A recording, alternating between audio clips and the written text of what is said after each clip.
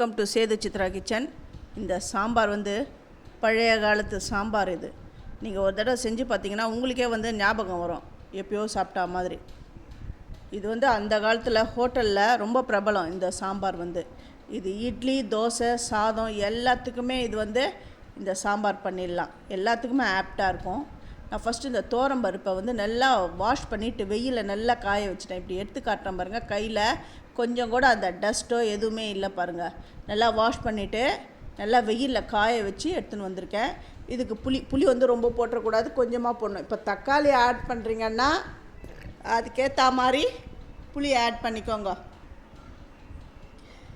எனக்கு தேவையான அளவு துவரம்பருப்பு எடுத்திருக்கேன், அதாவது 3/4 கப் துவரம்பருப்பு எடுத்திருக்கேன். குக்கரில் எண்ணெயை விட்டு அந்த துவரம்பருப்பை ஃபஸ்ட்டு வாசனை வர வரையும் நல்லா வறுத்துக்கணும். இதுக்கு சாம்பார் பொடி எதுவுமே கிடையாது, ஆனால் செம்மையாக அட்டகாசமாக இருக்கும் அந்த டேஸ்ட்டு.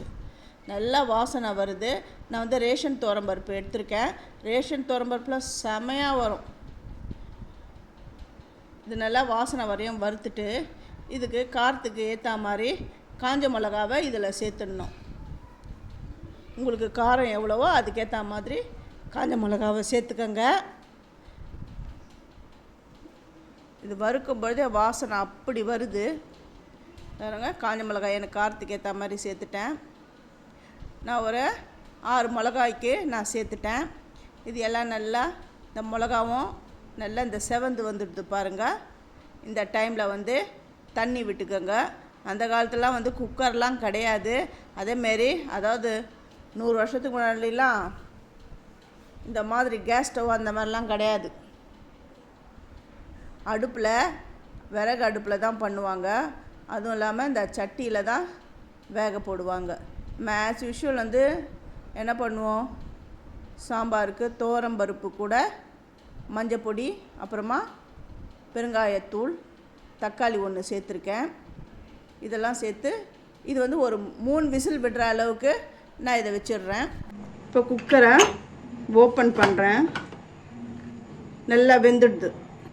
இது நல்லா மத்து போட்டு நம்ம கடைஞ்சிக்கலாம்.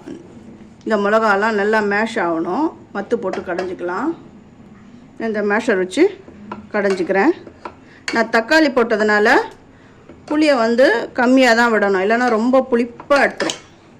இந்த சாம்பார் ரொம்ப புளிப்பாகிடும். அதனால் தக்காளி போட்டிங்கன்னா புளியுடைய அளவை குறைச்சிக்கோங்க.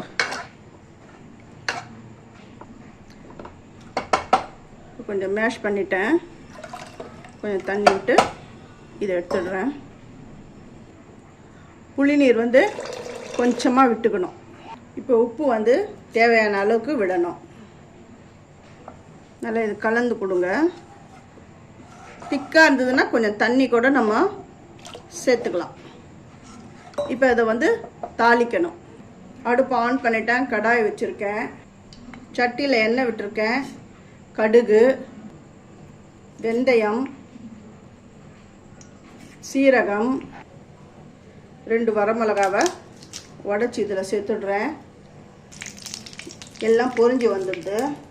இந்த டைமில் வெங்காயம், அப்புறம் கருவேப்பிலை